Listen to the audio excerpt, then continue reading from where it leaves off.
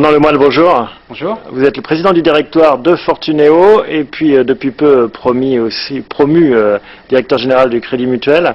Un mot peut-être sur cette nomination? C'est une nomination effectivement qui me fait plaisir d'abord, et surtout ça me fait très plaisir d'être à la tête d'un groupe qui a un modèle de développement qui me plaît beaucoup, puisque c'est un modèle que je qualifie souvent de robuste, d'intelligent et de malin. Robuste parce qu'il s'appuie sur des réseaux de crédit mutuel très très forts, intelligent parce qu'on est le fabricant de nos propres produits qu'on distribue dans nos réseaux, et puis malin parce que depuis peu on va en plus distribuer ces produits dans d'autres réseaux. J'adore ce groupe pour ces trois raisons. Alors c'est aussi la convergence au niveau bancaire et boursier, puisque justement vous allez vous lancer aussi dans la banque. Fortuneo en tout cas. On a un projet de lancement de banque en ligne côté Fortuneo, donc on a annoncé ça il y a quelques semaines.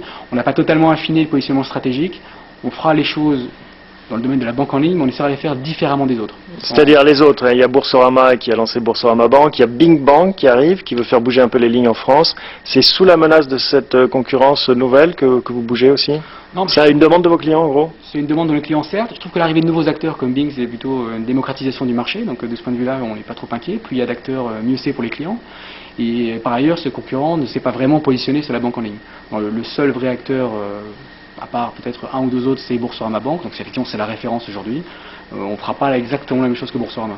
Est-ce que ça veut dire aussi que le modèle du courtage en ligne pur s'essouffle, et pour une raison qu'on peut comprendre, c'est quand les marchés vont mal, les gens ont tendance à moins toucher aux actions? Alors, je ne dirais pas qu'il y a forcément de ça, je dirais simplement quand vous avez un moteur d'activité, par construction, si le moteur s'essouffle ou a dératé, vous avez plus de mal à avancer. Quand vous mettez deux ou trois moteurs, la fusée va un peu plus vite, un peu plus haut, elle est plus stable. C'est un peu ça que les différents acteurs essaient de faire. Alors justement, sur le core business, les actions, comment ça se passe en ce moment? Qu'est-ce que vous voyez chez vos clients? En ce moment, c'était extraordinaire, en tout cas pour les 15 derniers jours, on a des volumes records. Pour ce qui est du début d'année, ou depuis le début de l'année en tout cas, les volumes sont plutôt en baisse par rapport à l'an passé. Le climat est plus chahuté, surtout il n'y a pas de directionnel, comme on dit sur les marchés. Donc quand il n'y a pas de directionnel, au bout d'un moment, les gens cessent d'investir et attendent des jours meilleurs. Est-ce que ça ne va pas dissuader un peu plus les Français? Ça ne va pas les réconcilier en tout cas avec la bourse, cette crise? Non, je ne crois pas, parce que les Français, ce qu'on voit tout doucement, c'est que d'une part, ils avaient une position par rapport aux autres pays européens assez atypique. On a 2 fois moins de détention d'actions en France qu'au reste de l'Europe. On était en retard. On est en retard, mais ça s'améliore.